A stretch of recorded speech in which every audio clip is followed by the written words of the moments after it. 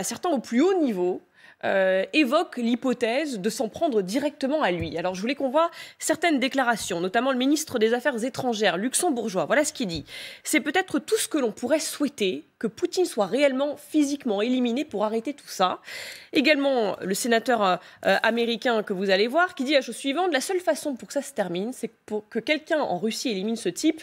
Vous rendriez à votre pays et au monde un grand service. Alors je voulais qu'on écoute le général Henri Pinard-Legris sur LCI. Il le dit, alors certes, c'est une hypothèse, mais c'est une opération extrêmement difficile à mettre en place. On l'écoute. Une opération extrêmement difficile. Extrêmement difficile, d'abord parce que son bunker, le Kremlin, vous le savez, c'est très grand. Hein. Deuxièmement, c'est des abris atomiques. Donc on ne peut pas détruire l'emplacement de Poutine. Ça, c'est, à mon avis, hors de question. Moi, il me paraît, comme officier, ou ancien officier, il me paraît assez naturel qu'on s'intéresse à toutes ces options et qu'on voit les possibilités. C'est des opportunités. Ça ne peut être que de l'intérieur. Si vous voulez, c'est un peu comme les vols d'armes dans les armureries, c'est toujours quelqu'un de l'intérieur.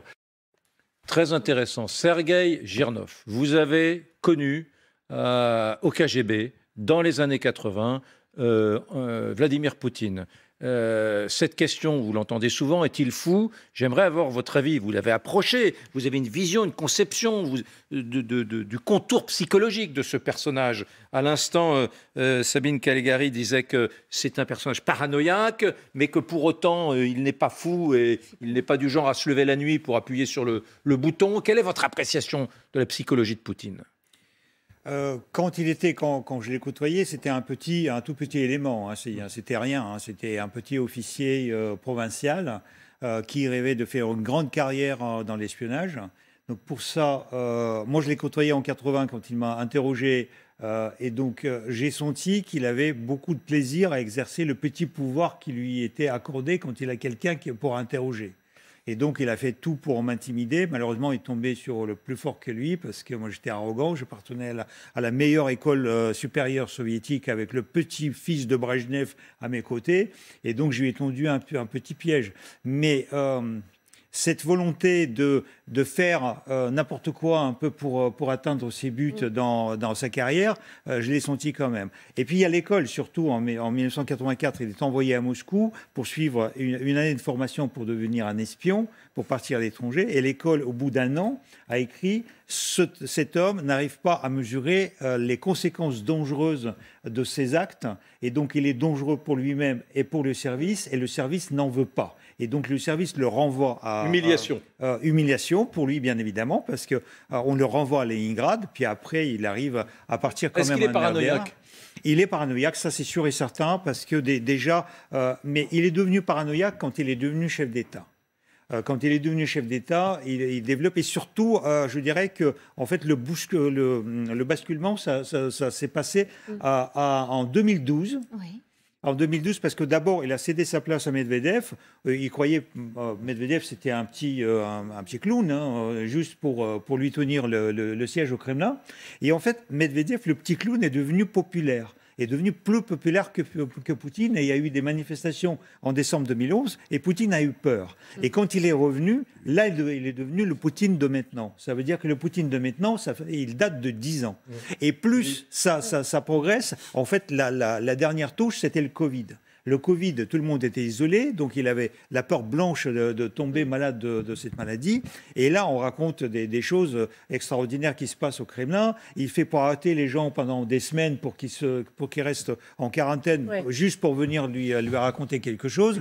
Et donc, en fait, à mon avis, il s'est complètement éloigné de la réalité, mais je ne voulais pas dire qu'il était fou, parce que s'il est fou, il est responsable, il est malade. Il n'est plus responsable. Ah oui, ça veut dire qu'il faut le soigner. Et donc il faut avoir pitié de lui. Sergueï Girnov, et moi je refuse d'avoir pitié de lui. Une question quand même, est-ce qu'on a lu et entendu l'hypothèse d'éliminer physiquement Vladimir Poutine pour arrêter ce conflit? C'est d'ailleurs une hypothèse même autour de nous, on l'entend. Pourquoi est-ce qu'on ne s'en prend pas directement à lui pour De l'extérieur, c'est impossible. On a connu ça pour Hitler, il y a eu plusieurs tentatives, même des généraux à l'intérieur. De l'extérieur, c'est impossible, parce que vous savez très bien, il est dans un bunker, il est protégé, etc. Mais on sait où il est. Pourquoi est-ce que c'est si impossible? De l'intérieur, c'est possible. Pourquoi? Parce que la Russie a connu ça dans toute son histoire. Donc tout notre ça, ils ont passé le temps à se zigouiller. Vous, en France, c'était pareil, Médicis, machin, enfin, les rois maudits. Et on a su surtout que Staline a failli... Staline est mort parce qu'on dit que Beria n'a pas voulu tout simplement lui apporter de l'aide médicale. Khrouchtchev a été renversé par un coup d'État en 1964. Gorbatchev a eu le coup d'État en 1991. Donc Yeltsin a eu le coup d'État en 93. Donc on a une longue histoire et c'est surtout, comme il est isolé, comme il est dans le bunker, donc il dépend des officiers de protection. Il suffit qu'un des officiers de protection qui assure sa liaison avec le monde extérieur lui coupe la liaison. Et il est complètement isolé. Donc c'est pas impossible de l'intérieur du Kremlin. Mais de l'extérieur, à mon avis, c'est quasiment impossible. Alors, vous savez, les amis, qu'on aime bien réfléchir parfois contre nous-mêmes. Et je voudrais vous présenter, il est par Skype avec nous, un chroniqueur politique, un essayiste qui s'appelle Max Erwan Gatineau. Merci d'être avec nous et d'avoir patienté. Vous allez bien? Bonsoir, merci.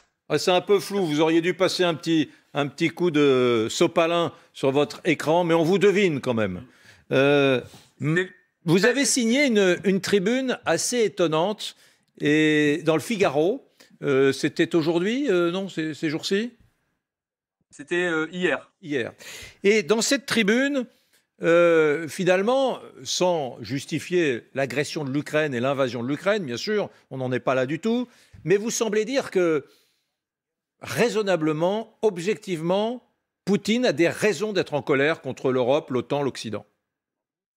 Alors, je n'essaye pas du tout de donner raison à Poutine, j'essaye de comprendre sa logique, parce que je pense qu'en effet, Vladimir Poutine n'est pas fou, je pense qu'il a un projet, je pense qu'il a une vision du monde, et je crois que c'est important pour l'Europe, si l'Europe veut se défendre, de comprendre à qui elle a affaire.